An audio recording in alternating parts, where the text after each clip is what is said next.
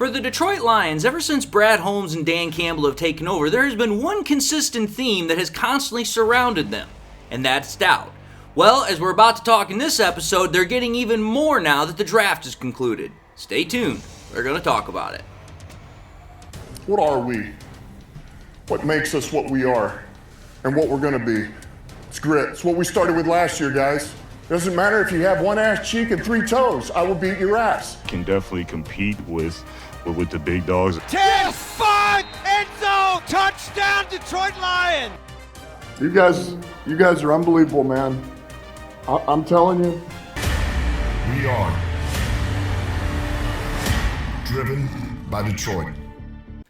Hello, Detroit Lions friends, fans, and family members. Welcome on back to yet another episode of MCM Motor City Mania.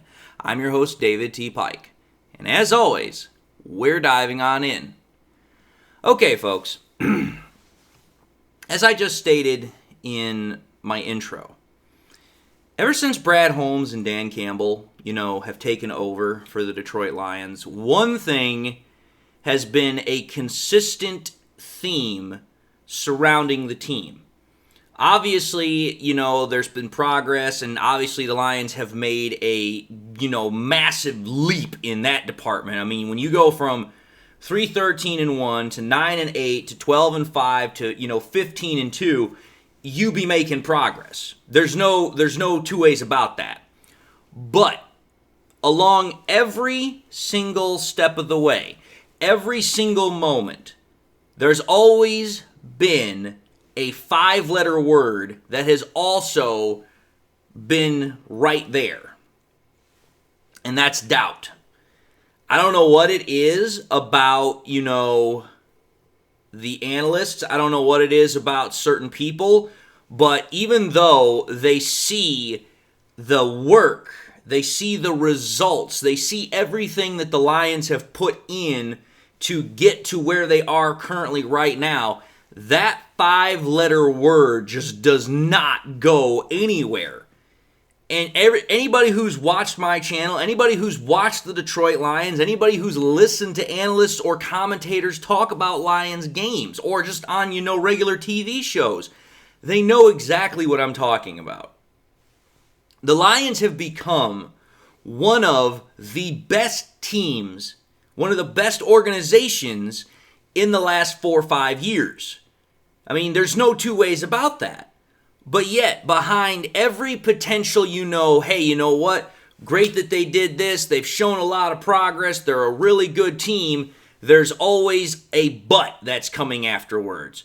Oh, well, I think this is really great. I think they've done this really well. But that always comes up every single time.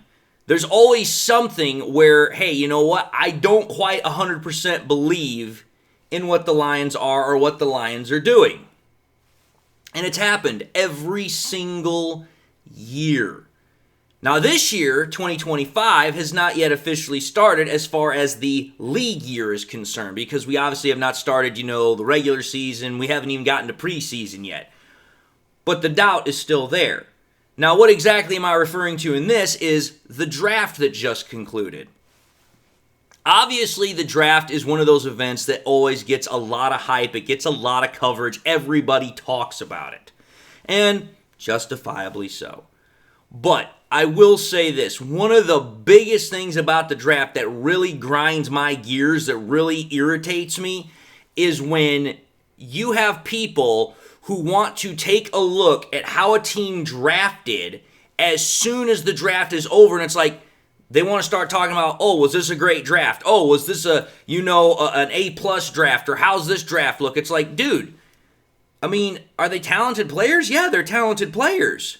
But there's no way to know for certain whether or not a draft class is going to be considered a good one or not for at least 2 or 3 years. To try and say all of a sudden that, oh, well, you know what?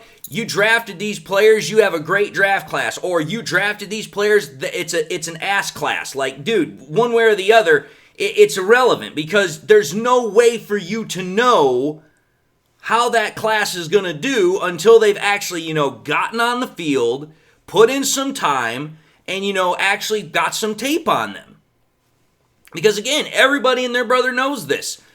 You cannot base what you've seen in college as a 100%, basis of what they're going to do in the pros. We've seen a lot of great college players go into the pros, and they have absolutely bombed. And then, by the same token, we've seen players that were absolutely, irrelevant in college, and then all of a sudden they come out onto the NFL scene, and it's like, where the hell did this guy come from? It's the same basic concept, but yet that's what I'm trying to get at here. The Lions draft class this year, I'm going to say probably right now was one of the most controversial draft classes because so many analysts wanted to, just freaking go after the Lions for making these picks. And they're like, dude, why would you make these picks? And again, part of the reason I believe that this doubt exists is because the analysts, the commentators feel spited by the Lions. They feel that the Lions are openly, kind of mocking them or openly saying, you guys are idiots. You guys don't know what the hell you're talking about. Because, again, let's just take a look at the draft class again really quickly here. You had Tyleik Williams in the first round. You had Tate Ratledge in the second round. You had Isaac Tesla in the third round. You had Miles Frazier in the fifth round. Then you had Ahmed Hazanin, Dan Jackson, and Dominic Lovett. Okay.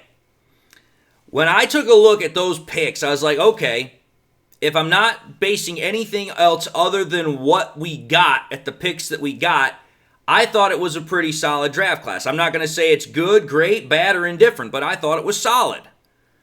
But what I found rather interesting is when I started taking a look at every single analyst, every single person that had some opinion on the damn draft, it was virtually all the same.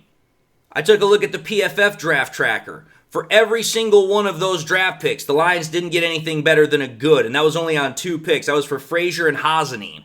Everything else was either average or below average. And I was like, interesting here. I'm like, where have I heard this song and dance before? Oh, this is where I've heard it before. Go back to 2023. There were a lot of people that thought the Lions had made a big reach when they drafted Jahmyr Gibbs at pick number 12 at the time that it happened. Obviously, we know now that it wasn't a reach. But at the time when the Lions drafted him at pick number 12, there were a lot of people that thought, man, this is a bit of a reach here from the Lions. Hell, there was an article that I found on NFL.com that said that very thing. I was like, interesting.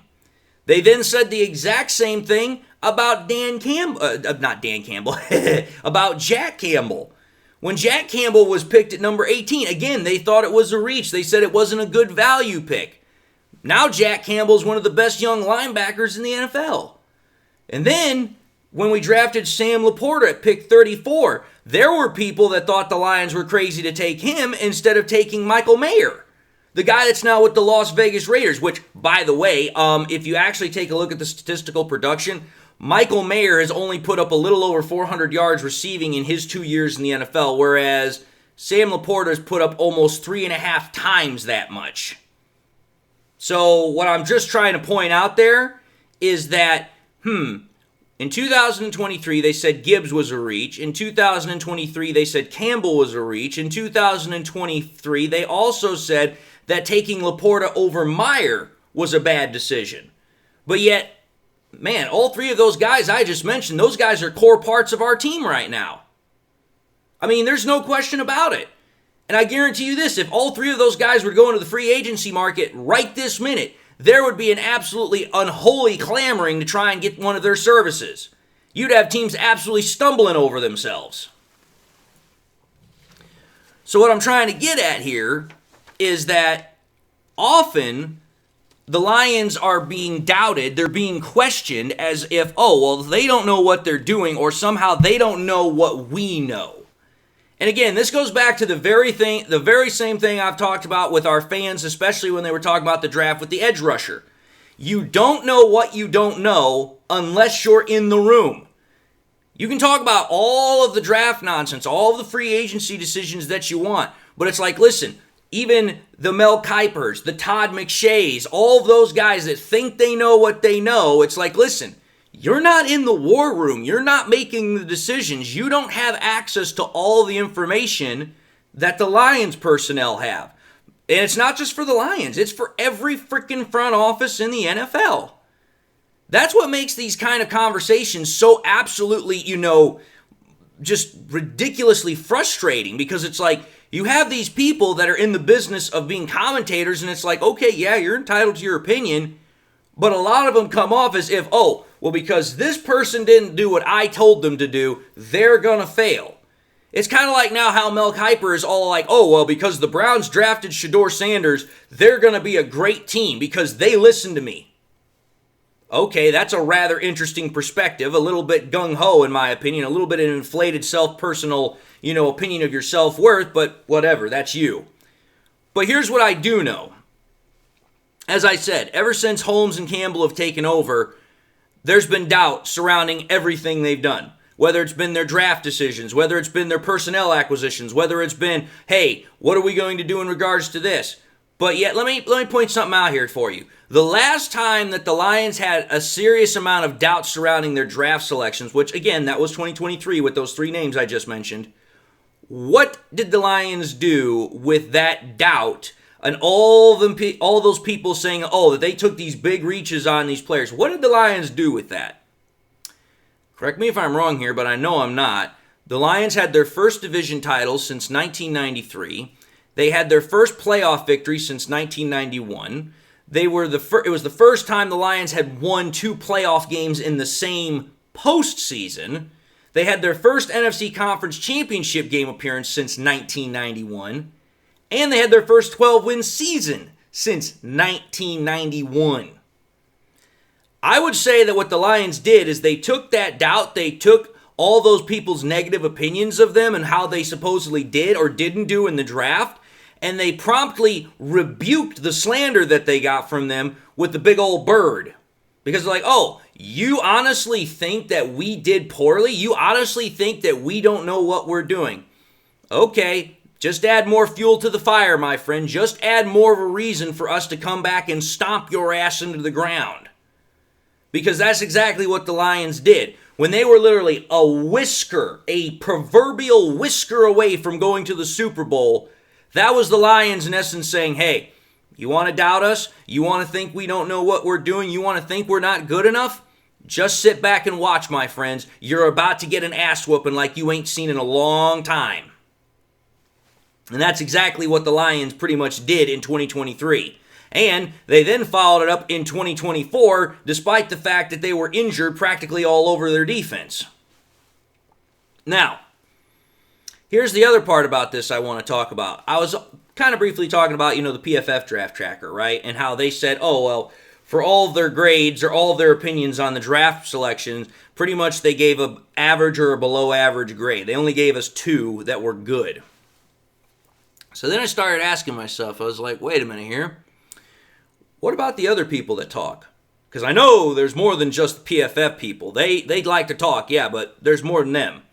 So then I went about and I started looking for any place that I would consider, somewhat a credible source, somewhat a credible place for sports news, and go from there. Here's what I found out really quickly. The Athletic gave the Lions an F for their draft this year. NFL.com, they gave us primarily a B, B-, depending upon what writer you look at, but I'm going to say pretty much a B. ESPN Mel Kiper gave us a C+. PFF,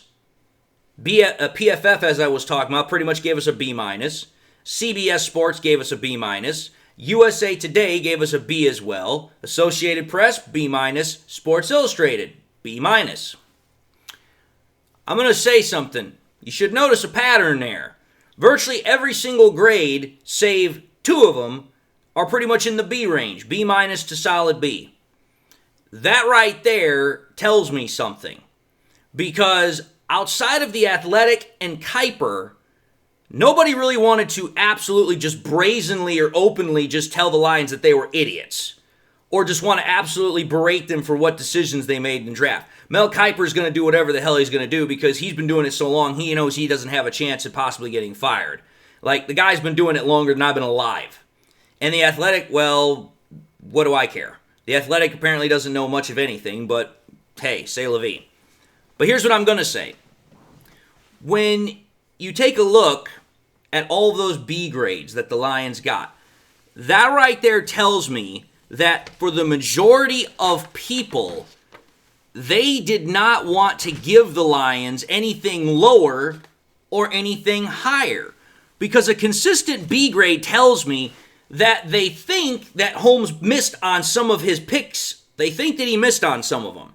Because instead of giving him an A, they're like, well, we're not going to give you a C, which would definitely show us you really screwed up, but we'll give you a B, which says we're going to give you a little bit of a grace period here. Because think about it.